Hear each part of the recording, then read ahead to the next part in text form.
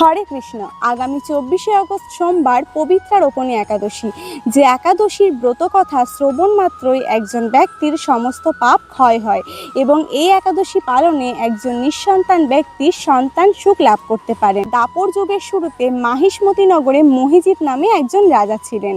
তিনি ছিলেন খুবই ধর্মপরায়ণ, তবে তার একটি মাত্র দুঃখ ছিল যে তার কোনো সন্তান ছিল না।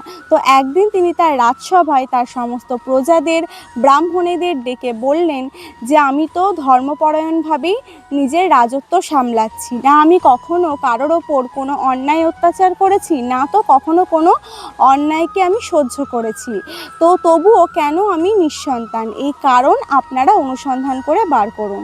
তো রাজার এই কথা শুনে তার সমস্ত প্রজা এবং ব্রাহ্মণেরা গেলেন এক গভীর জঙ্গলে। সেখানে গিয়ে তাদের দেখা হলো এক ত্রিকালজ্ঞ মুনির সঙ্গে, যার নাম লোমশ মুনি। তো তাকে প্রজারা সমস্ত কথা খুলে বললেন এবং এই লোমশ মুনি ধ্যানে বসে জানতে পারলেন যে রাজা পূর্বজন্মে ছিলেন একজন বৈশ্য। তাকে বাণিজ্যের কাজের জন্য বিভিন্ন সময় বিভিন্ন গ্রামে ঘুরে বেড়াতে হতো। তো এই রকমই একদিন এক গ্রামে গিয়ে তিনি খুবই তৃষ্ণার্ত হয়ে পড়েন। তো সেখানে তিনি এক পুকুরে জলপান করতে যান এবং সেখানে সেই সময় জলপান করছিল একটি গাভী এবং তার বাছুর। রাজা সেই গাভী এবং বাছুরকে সেখান থেকে তাড়িয়ে দিয়ে একাই সেই জল পান করতে শুরু করেন। তো রাজার এই একটিমাত্র ভুলের কারণেই তিনি কিন্তু এই জন্মে নিঃসন্তান রয়েছেন। তো লোমশ মুনির কাছ থেকে রাজার পূর্বজন্মের এই ঘটনা শুনে প্রজারা তার কাছে এই সমস্যার সমাধান চাইল এবং লোমশ মুনি তাদেরকে উপদেশ দিলেন যে শ্রাবণ মাসের শুক্লপক্ষের এই পবিত্র রোপণী একাদশী তারা যেন পালন করেন এবং এই একাদশীর পূর্ণ ফল তারা যেন রাজাকে প্রদান করেন।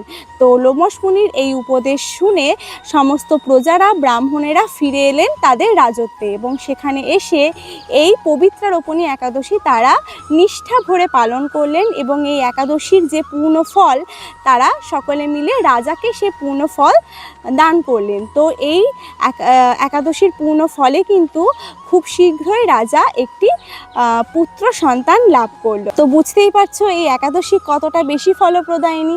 তবে এই একাদশীর সঙ্গে ব্যঞ্জলি মহাদ্বাদশী যুক্ত হওয়ায় এই একাদশী কিন্তু আরও অনেক বেশি ফলপ্রদায়িনী হয়ে উঠেছে।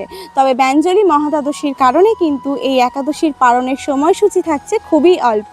তো যারা যারা সোমবারে এই একাদশী পালন করবে অবশ্যই কিন্তু মঙ্গলবার সকাল 5টা 16 থেকে 5টা 22-এর মধ্যে অবশ্যই পালন করে নেবে। হরে কৃষ্ণ।